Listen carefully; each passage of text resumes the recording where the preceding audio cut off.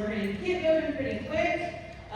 One thing about it, my name is Melissa Parkerson. I'm the Director of Membership and Data Integrity for Oklahoma State University Alumni Association, as well as serve on your board. So we're so happy that you're here. You're here this morning for the session of using AI in your marketing strategies. So we have a wonderful panel discussion for today. I'd like to do a quick welcome to our new CAMP members, as well as all of our veterans. We're so happy that you're here. And then before we do get started, I just have a couple of things to fill you in on. Like I mentioned, today is a panel, and so we will go through a couple of questions. Like I said, we're running a little behind schedule. So please keep note of questions that you may have for these people. Find them after the session, and feel free to reach out to them. But yeah, we're going to keep going through that. Please hold your questions until I open it up to the group. And then we will be recording this session, so it will be on the website after the conference. Give us a little time, but you will be able to see everything so that you don't have to take crazy notes. So to get started, we are lucky to have a panel featuring Dree Hickey, if they'll come to the stage, Summer Chandler from Dree Hickey from Carolina alumni, Summer Chandler from the University of Texas, and Michael Blaney at the University of Wyoming. So first, I'm just going to introduce as they're coming up. Our first panelist is Dree Hickey, who serves as the marketing coordinator at Carolina alumni. Dree has been the marketing coordinator at Carolina alumni, formerly known as UNC General Alumni Association, since 2020. Born and raised in Chapel Hill, Dree is truly Tar Heel, born and bred. During her time at Carolina, she reported the daily Tar Heel interned at Chapel Hill magazine before graduating with a dual degree in business journalism. She loves Carolina, her daughter June, her husband James, her tiny toy cat Kona, her 17-year-old tabby cat Elsa. She's never met a golden retriever she doesn't love, and her passion for marketing is driven by her need to be creative every single day. Our second panelist is Summer Chandler, serves as the Director of Marketing at Texas.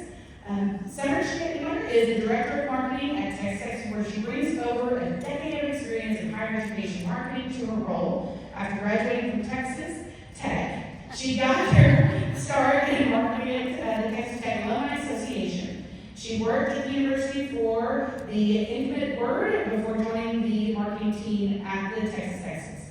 In her role, Summer oversees innovative marketing strategies that enhance alumni involvement and strengthen the organization's mission, encompassing traditional marketing approaches, digital engagement, social media outreach, and data-driven campaigns. Summer also currently serves as the board member of CAMP. Finally, our third panelist is Michael Blaney, who serves as the digital engagement and communication coordinator for the University of Wyoming Alumni Association. Michael grew up in Wyoming and attended the University of Wyoming, where he earned his degrees in marketing and elementary ed. He now serves as the digital engagement and communication coordinator at the University of Wyoming. Michael manages the UWA's web presence, social media channels, alumni magazine contributions, and multimedia content production. Michael loves to camp and mountain bike, but not working with his wife Hannah and their corgis. They also enjoy Laramie's vibrant local community and getting outside as much as they can. When you're in Wyoming, you can do that. So, it's not as hot there. So now that we understand who our panelists are, we'll get moving straight into some questions to kick us off. So we're going to have our panelists just kind of go through if they have something to add to the topic. So our first question is, what are some key AI tools and technologies that you have found most useful in your marketing efforts? Michael, we're going to start with you out here. Okay, cool. So I would say that we have found a couple different tools, and they fit into pretty much two different categories. We have language creation tools, and so I'm sure that also you've heard of ChatGPT by now. And so that's a tool that we're using for any kind of how can we automate writing. And then we have design tools, and so those are going to be like your Adobe products, those are going to be your Canva, those are going to help you improve your design, and they're also going to help with your photography. And so those are our main ones. Ours are pretty similar. We use ChatGPT with our employee of the month just about every month. We do have to edit for work a little bit, but yeah. And then we also use the native AI capabilities in all of our design software as well to get around NIO rules, not having models, stuff like that. We well, Andrea will touch on this in her session, but we're in the middle of a strategic plan right now, so we're trying to figure out how AI is going to incorporate specifically the tools. And in your research, you will see that some are free, some are paid, but some of the most valuable ones I've seen will help us with social media engagement and optimization, mainly generating keywords, rating your keyword scores, campaign topic generation, and all of the things y'all have touched on as well. Wonderful. So the next question is, how has AI, or all these automation tools you're just talking about, helped save your time? And are there specific tasks that these things have significantly reduced the time on your staff?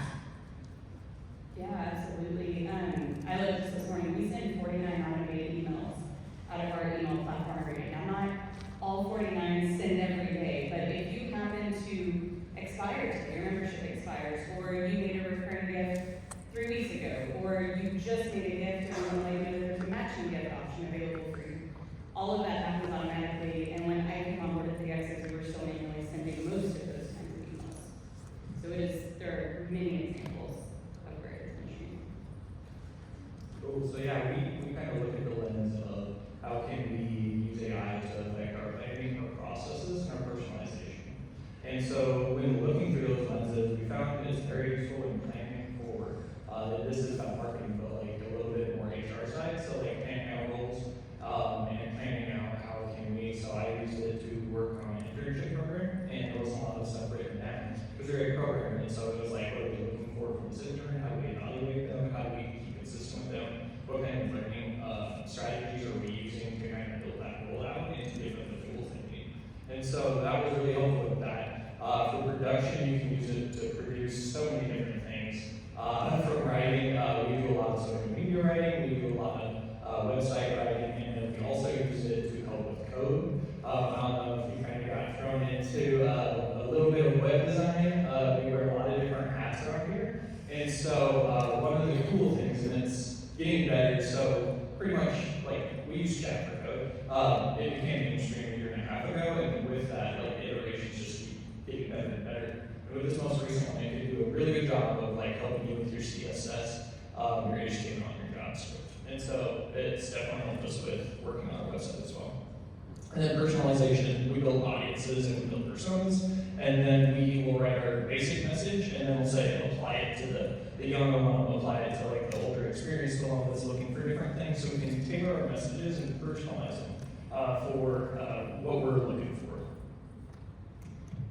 I agree. The content and the personalization keys are huge, especially it's just Andrea and myself at Carolina Alumni working on all the marketing efforts. Am I allowed to play devil's advocate a little bit? Okay. I will say yes, time saver. However, a large part of the amount of time you're essentially going to save in the long run and the efficiency comes down to how well you are able to upfront train your AI. And that is a time consumer, especially when you have limited resources to be able to put into it, but I'm sure we'll touch on that in a bit. Okay, so one thing about this with smaller alumni groups that we may have is there's not a big staff, there's not a lot of money. What are some affordable AI tools for these smaller associations that can use to improve? I mean, you've already mentioned ChatGPT, which we also use, and then Trisha at CU Boulder had mentioned Copilot, which she says is even better than ChatGPT. So we're getting a new coworker next week. That one has been great, and then again, just any sort of native tools you can use to simplify things. There are a lot of reasonably priced search engine optimization tools, if that's something that you could incorporate. ChatGPT as well, and then the Adobe Suite, which you mentioned. A lot of us are already subscribed to the Adobe Suite, and they incorporate a lot of additional AI tools that you can take advantage of. Just for reference, like a subscription to ChatGPT, which is our main one, is like $20 a month. So you're pretty much getting access to a supercomputer and a new employee for $20 a month, $200 some a year. That's a pretty good deal. And then CAMMP also has stuff, so if you don't have Adobe and CAMMP, they also have image upscaling, which is pretty handy, and that's what we do a lot. So like, if you're taking photos at events, it's usually not well lit, and so that's a pretty hard thing to overcome with an iPhone or even pretty good camera equipment. You need excellent camera equipment for that. And so the upscaling or the denoising, if you will, is really, really handy. You can save a lot of money with a camera membership opposed to like a couple grand in camera equipment. So with these wonderful new employees that you work with, what challenges have you faced when integrating these AI tools into your marketing strategies, and how have you overcome them? I can kick us off. So like I mentioned a little bit earlier, it can be time consuming, especially upfront, because I think a lot of us are talking about AI and how it's going to make our lives more efficient, and it really does come down to the quality of how well you can train your AI. And what I mean by that, a couple different things. Number one, you need to make sure that whatever tool you are using understands your brand guidelines, and that's something that you need to already have figured out, and you need to provide whatever tool you're using with. The second thing is if you can add custom instructions, it's going to make your life a whole lot easier. A lot of tools allow you to do that. And the third one is you always need to make sure you're reviewing the output. And again, that can be time consuming, especially given we are on the earlier phase of AI, I would think. Two biggest questions I ask myself is, number one, does this robot understand who my audience is? And number two, and this is kind of a new one, this is something I'm still figuring out, but if it is creating content for me, how transparent do we need to be with our audience that we are using AI to put out this content, to create it? And that's something that I'd be interested to hear y'all's thoughts on too. We've had conversations about that for sure. And I want to piggyback on something too that you talked about uploading. So when we're talking about uploading brand standards, pretty much what you can do is you can take a document, because chat, I'm just going to be a fanboy for chat real quick. But you can take a brand standards. And so what we did is we took UW's brand guide, which is a PDF document, and you can upload that into chat. And you can train chat, and you can say, this channel is for social media, and we want to sound like this. And we took that, and then we said, how do we want to sound, like differentiate ourselves a little bit from the main UW brand personality and voice. And so we said, how do we want to come off, what's our tone, what's our personality? And so we've been uploading documents up into chat, but once you upload it, it's good to go. So if you have a core set of like literally Word documents that tell it what to do, what words you don't like, what words you do like, what your audiences are, and developing your audience personas and then uploading them into those channels is really, really important. And then it allows you to, so we have an intern that helps us with social media. Instead of taking a lot of time to have him figure out what is our tone, which is a pretty big question, we can just work with him on the chat, and he can learn over time. And we say, do you like, what words are coming up a lot, what don't we like, what do we like? So it's more of a teaching tool that streamlines training. And so that's really important. When it goes to the challenge of how transparent we should be, that is, we let people know, we don't have a disclaimer on anything, but one of the big, I'll never forget the day that like I found chat, and I was showing everybody in the office, like, oh, this is crazy, and we were writing poems like Bob Ross or whatever, you know, yeah, it was really fun. And then the mood changed, and I was like, I want to use this to make social media. And so, which was a really, we had to take precautions because it was like pretty much a new technology. People didn't know where it's going with the copywriting. And so it's like pretty much like taking everything everybody has ever written on the website and analyzing that and predicting based on all the language on the internet what word should come next. So really it's just a math equation that's predicting what it thinks you want. And so that's really good, but when it first came out, we were like, what is this? How do we use it? And so my team, I was really lucky in leadership at our organization was like, let's talk about it, have a conversation at least. And then we developed some ground rules for using it, which I think is really important. And so having the general public or your audience on the same page is one thing, but I think one thing that we can all manage is having our team on the same page. And so we had a conversation about when do we use this. We started with social, email, a little bit of website copy, and then we had to be transparent with each other about when we were using it. And then my team lead and our main director got like to say if we don't want to And so I thought that that was very important to transition like into, they know if there's a social media post, so we pull it out because one of our teammates was like, who's Al? Because we were talking about AI all the time. So we use Al a lot, and so we understand as a team that we're using that for social media. So we don't need to improve that all the time for social media. Other things, press releases, things like that, like a little more attention to that. So I think you can release responsibility of your team over time if everybody has the same understanding. My answer is almost exactly the same, but one of the main things I've done with my team is if you put it into AI, then you are editing it when it comes back out. Because especially when, you know, the word Texas is in your brain, some of the stuff that the language models go pull, it's like, well, founded in 1823, I'm like, no, that's wrong, that's not right. So we're just very methodical about anything that we pull out there. Goes through all of our regular rounds of edits, we don't trust it. Employee of the month, but not rolled out, trust it. One other thing that I wanted to mention is we all work with giant sets of personal data, which has its own set of laws and regulations, so we're very careful. Don't need to use a web browser. There are new features that are coming out where you can download it onto the desktop. Super excited, I'm never gonna make it on my work laptop because we can't afford to have that happen. And so there are privacy concerns. We make sure to not have any personal identifiers whenever we are using it, and we never put anything into it that we don't, as soon as you put it in the chat, it's gonna be out on the internet, it's gonna be out there for everybody. So treat that as like a social media post or anything else, but like be very careful with how you're using it concerning your data. That's really good advice to treat it as a social media post, because I feel like when you're in there, you don't think of it that way at all, because it's like you're having a conversation. Yeah, that's cool. Okay, one little final thing, just if you guys want to add, I know Michael talked a little bit about if you were starting something, give me one thing when you, first thing you would have done when you started using AI, what would it be? Someone gave me this advice recently, and it is, say you go into ChatGPT, create a scenario, and then see how it responds to that scenario. So the example someone gave me is, pretend your two favorite TV shows, the main characters are talking to each other. You can assess the voice, maybe start adding your brand into it a little bit, but be creative with it, but then see how it reacts to what you're asking it to do in a way that you wouldn't totally be blindsided by your brand. Does that make sense? Get a feel for it.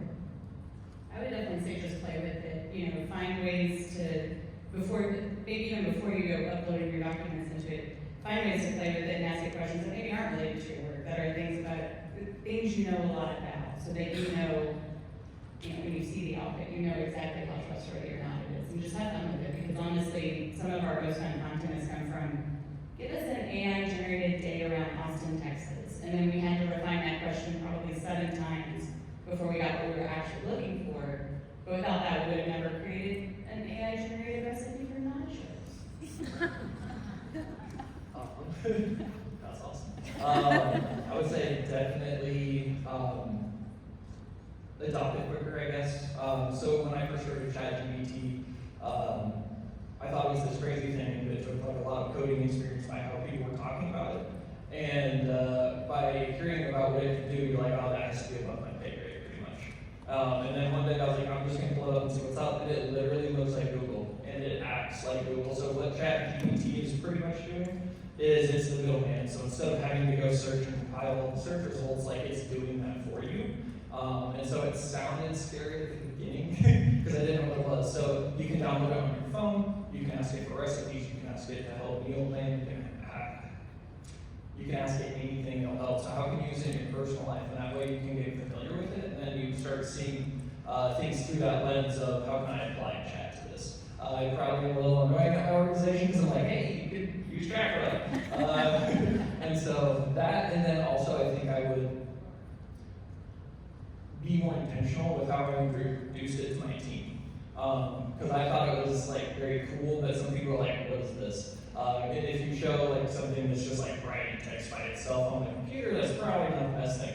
And so showing use cases for it, working with people to have questions that they might be able to have answered with it, and like taking them through that instead of being like, here's this cool tech, like have at it.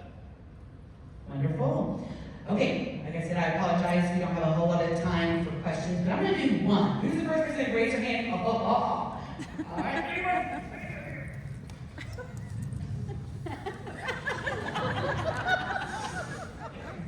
How has AI or utilizing AI impacted DEIB best practices within your organization? Do you find that it stereotypes certain like personas or things like that? How do you kind of ensure that your DEIB best practices are still being uplifted? So I think that has to do with the human component. And so we were talking about, you never just print it out and be like, it's good to go, or you don't just take it and send it out. And so that's very important. I don't think that that's a problem for us at all. We don't rely on it for that because we know that that could be a vulnerability that we don't want to have in our communications. We don't want to have, so any kind of lack of DI, if you will. And so we make sure that we're adding that in and that we're adding the human touch to any kind of messaging that we're putting out. Because at the end of the day, it's about the human. This just means that this does 80%, you do the really good work 20%. The other thing I found really helpful, and at this one I can no longer remember the specific example, but I had asked it to generate some copy for something I was working on, and it came back with something that just felt so off-brand and weird. And I was like, where did it pull this from? Because it's all just pulling, like you said, data that already exists. And I found some old archive page, and I was like, oh, if it can pull that, delete. We're gonna just take that off. So it also highlights things that might be problematic. If you see it say something wrong, it's because it's wrong out there somewhere. I also have yet to use it for something that I could not already do myself. So I feel like it is important to know what you are looking for, what you're not looking for, and then, because again, you are a human and you have all of these capacities and you're asking something that's not. We also haven't used it yet for like image content creation. So that would be, I imagine, something that is very applicable there as well. It's super cool. I use it to generate this will be our mascot, like arm wrestling, like CSU Ram. Me as attached that says I love you Dub on it. Sorry if there's any rams out there. But so that you can have fun with it. Our licensing would never allow that. Yeah, exactly. So I have a good relationship with the trademark people. Wonderful. Like I said, I'm sure a lot of people have some amazing questions. These people are great resources. They're going to stick around for 2 days, so you can talk to them for sure. And I also realized too, I don't know how many of you guys now have a bunch of questions, but I think we might have to have a campfire to talk about this and really go into some details. So don't be surprised when you get reached out here. So we're going to keep moving forward though. So one thing I want to say is, I want to say thank you to our panelists. Thank you so much. We appreciate you kicking us off. Let's give them a round of applause for the presentation they're able to give us a very short amount of time. We do have some wonderful gifts for them. I keep walking back. Sorry.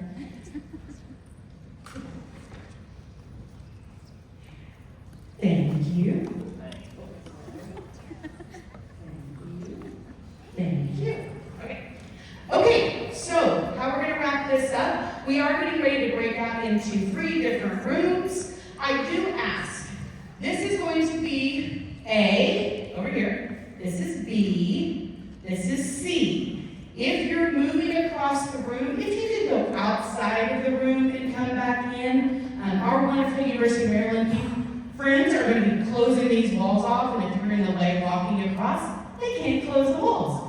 So please exit the room straight back, and then come back in on the side that you want, A, B, C. But yeah, I'm going to let you guys go so we can keep moving this thing forward. Thank you so much.